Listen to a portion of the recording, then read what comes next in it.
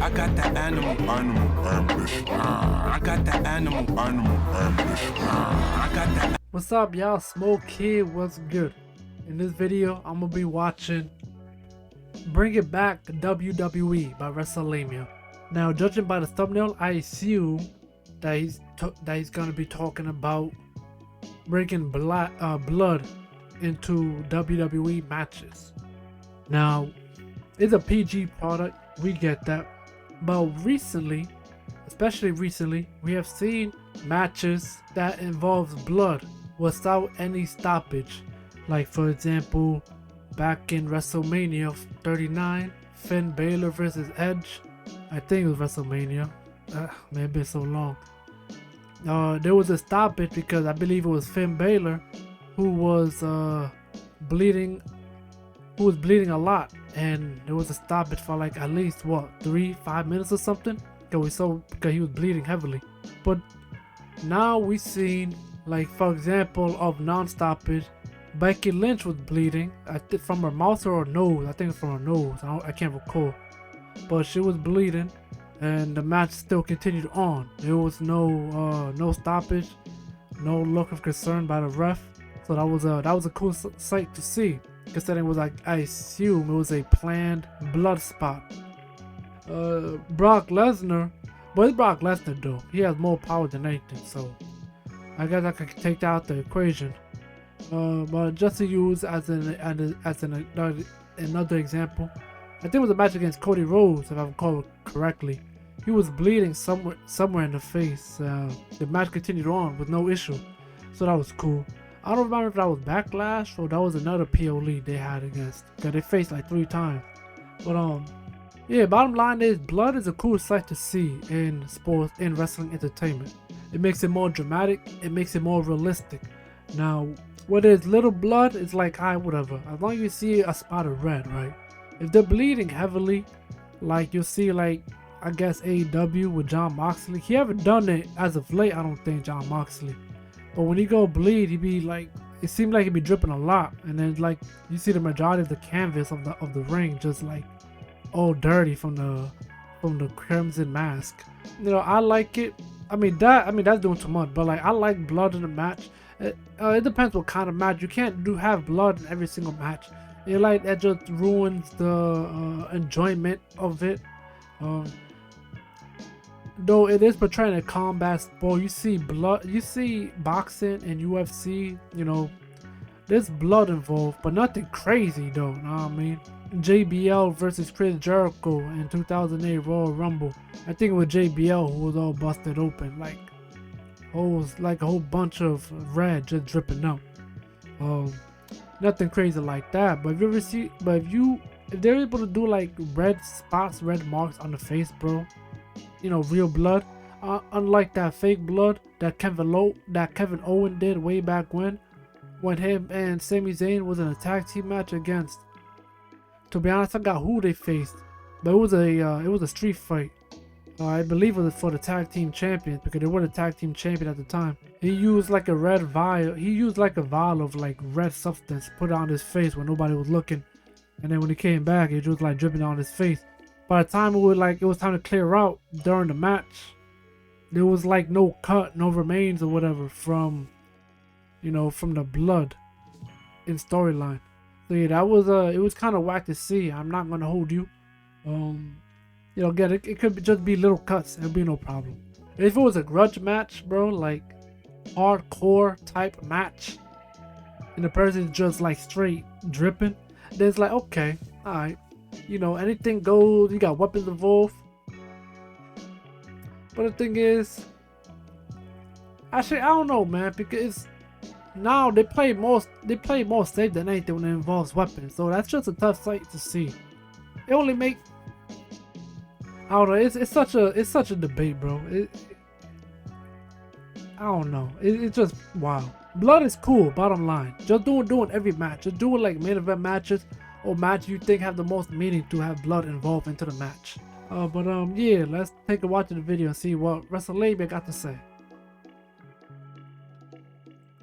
Should the WWE bring back blood? Some recent matches on TV have led to speculation that the WWE may be changing its long-standing policy of not intentionally showing blood on TV. Becky Lynch's recent match against Nia Jax on Raw's 1st January Day 1 special featured a spot where Jax pasted Lynch in the mush, leading to Becky bleeding from the mouth. It was a cool Should sight it to come see. back on a regular basis? Join us now as Wrestlelamia. She was bleeding more toward the end of the match after that kayfabe punch.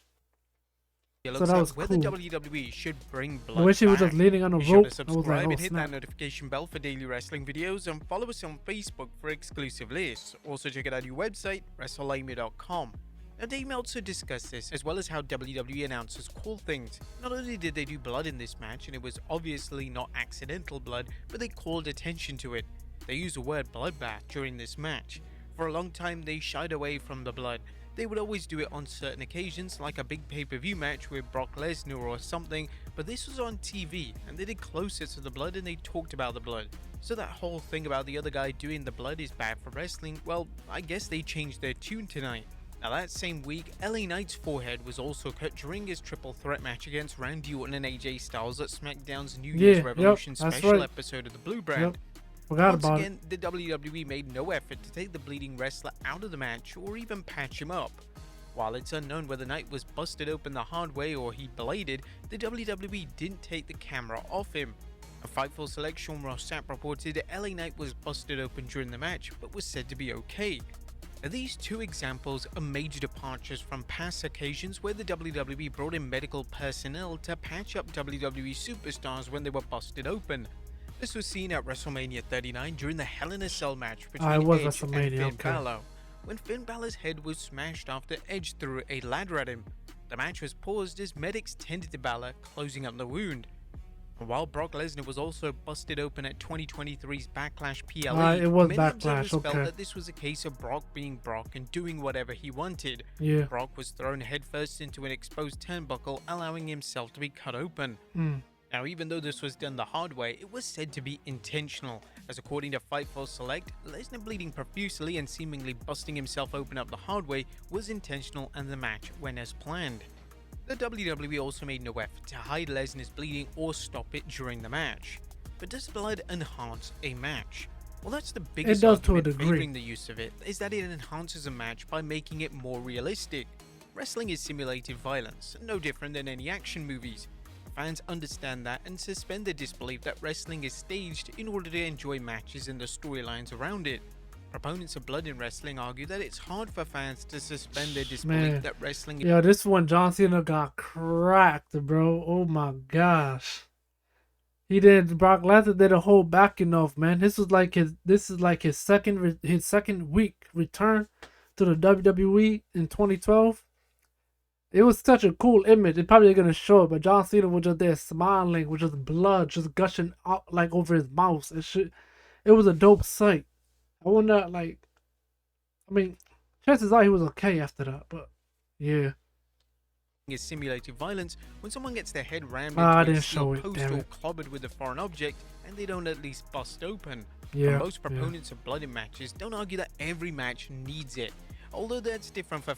That's what I was going with earlier before I cut myself off when it came to the weapons, because they don't do chair shot no more today. But back then, like, you got hit with a chair shot, you should be busted open, bro. Pause. I'm talking like your face just dripping. The only way you could bleed really today is like, all in kayfabe was a punch, forearm, or kick to the face. Know what I mean? Or like you see in some cases in this video, like you trip somebody up, they hit the turnbuckle. Albeit it probably be exposed, because with the turnbuckle with the padding doesn't make sense. Exposed though, should be dripping, bro. Just to enhance that match, the mindset of deathmatch wrestling and other hardcore styles, but there are legitimate times that actually call for it being in a match. It can add to the match's realism and heighten the idea that one or more wrestlers are in trouble. When used appropriately, the visuals can enhance a match tenfold. While blading carries risks, it's not as dangerous as it might appear. Wrestlers don't have to cut themselves deeply, as there are many small blood vessels in the forehead. When a wrestler blades, their sweat mixes with the blood, making it look worse than it appears. Some wrestlers will also take an aspirin, which impedes blood clotting before a match so they bleed a little bit more freely. Wrestlers can also use bleeding with hardware shots, for example letting an opponent punch or elbow them until they bleed. These are just two examples. Promoters used blood in matches for decades and still do. They never had a rematch, did they? Randy Orton and Brock Lesnar at when Brock Lesnar won by TKO. That moment was crazy, bro. I was like, damn. I gotta look that up and see how long that match was. Cause I watched it, I forgot what the time limit, what the time was of that match. Feeling it's an important element in wrestling that fans have come to expect. Yeah, that was However, fake blood, it is Rey not without Mysterio. its disadvantages. It was There still are a cool several sight. disadvantages of using blood in matches. These include health risks, overusing bleeding, alienating certain members of the audience, alienating advertisers, and alienating TV partners. The health risks are obvious, as wrestlers risk being infected with bloodborne diseases as well as other infections. While these were rare even when bleeding was commonplace, the possibility of it can't be ruled out. There's also the danger of accidentally bleeding too deep and slicing in an artery. Yeah, that was crazy. There should also be limits to the use of it, even if a promotion feels it helps with the storytelling. For example, some uses are gratuitous and at times kinda stupid. A good example is when Shayna Baszler bit Becky Lynch in the neck during a run-in. This angle served no purpose and hurt the build-up for their WrestleMania match. But that doesn't mean that women's matches can't feature it. As mentioned, Becky Lynch was recently busted open during a Day 1 match against Nia Jax. However, having women blade or do the hard way spots to show color is controversial. For example, Dr. Britt Baker and Thunder Rosa's Lights Out match featured it, but it seemed to polarize fans. Some fans thought it was time for a major promotion to let women blade, since men have done it for so many decades. However, other fans felt it crossed the line. While there's a case to be made that this is a double standard, it still alarmed many fans at the time. What? There's an issue to women blading?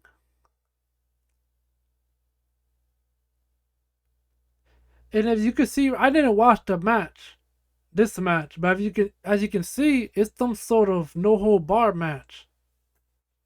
So why is it an issue for them to bleed? Man, look, when I say and make women wrestling better, I mean by by storytelling, obviously. The matches itself, make it have more meaning, make it more significant, make the championship have meaning. Like, this was probably awesome that I didn't get to see. Maybe one day if AEW opens up like they own, like a library of their own, like the WWE network on Peacock. That's crazy. That's crazy, bro. Women should not bleed. What? Bro, watch boxing, watch UFC, bro. When they get cut open, they get cut open, bro. They're out there fighting for their life, bro. Or fighting for money. Pretty much both. Like, you telling me women wrestlers who is portraying a combat sport doesn't have the right to bleed? Come on, man. Stop the nonsense, bro. There's also a risk of alienating certain members of the audience. Just as some people enjoy watching buckets of blood spill in horror movies, others wince at the sight of a paper cut. Likewise, some parents let their kids watch anything, while others might stop their kids from watching the WWE if the company starts using it on a regular basis. The WWE needs to be mindful of its advertising and TV partners. Advertisers can be extremely sensitive about this kind of content, going out of their way to avoid anything that comes close to controversy. And I think that's true about the sponsorship. You can't go too crazy. They got tons of sponsorship. Let me see. By Credit One, Cricket, Slim Jim, is and probably several others. Right? It's just, bro, they're portraying a combat sport. You have to be out of your mind to not think there's gonna be blood involved whatsoever. They're not bleeding like crazy. It's just a small cut. It should not be an issue. They're portraying a combat sport. Like, honestly, we gotta be for real, bro. With the WWE getting more endorsement deals, it must ensure advertisers are okay with this. Otherwise, those big money deals with Cinnamon Toast Crunch, Slim Jim, and Mountain Dew could fly out the window. It may not alienate every advertising partner, but the WWE needs to ensure it doesn't. They also need to make sure that its TV partners, and this includes any potential streaming partners, are okay with the use of it. This ties in with advertising because TV partners want the best advertising clients they can get. A highly rated show is good, but it's useless if no subtle advertisers are willing to pay for time on said show. But are the benefits worth the disadvantages? While many wrestling promotions use it in their matches, that doesn't mean the WWE should. Weighing the advantages and disadvantages, it's clear that using blood in matches Yeah, that's isn't what I'm in talking the about. That's fake WWE's blood right best there. interest. Fans have been conditioned for years not to expect blood, yet the company is doing better than ever. Will showing it in matches suddenly send the WWE into the stratosphere? Not likely, so why bring it back given all the risks? While pro wrestling is still looked down upon by some people and advertisers, the WWE has done a superb job elevating its image. Nonetheless, That's a a fact. case of a That's a wrestler fact. contracting hepatitis through blading or something similar could harm the WWE's image. Likewise, a small but vocal minority of complaints about blading could lead to advertisers reconsidering working with the WWE, even if they were initially okay with the wrestlers doing it. So would the WWE revisit blood in matches? Now, the WWE may be open to the idea of using it in its matches, as in early 2023, Nick Khan was asked about the chance of blood returning to Raw's third hour, responding, "Look, when we're specifically talking about the 10 to 11 hour on Raw, we're specifically talking to NBCU and ourselves about what we do with that moving forward. We asked, what do we do if we tweak this, that 10 to 11 hour? It's basic cable. It's not broadcast, as you know. We think that NBCU would be supportive, but we're not on a final conclusion on that." While there are advantages to showing it, especially with older fans who grew up watching it in the Attitude Era and Ruthless Aggression Era, the benefits are outweighed by the disadvantages.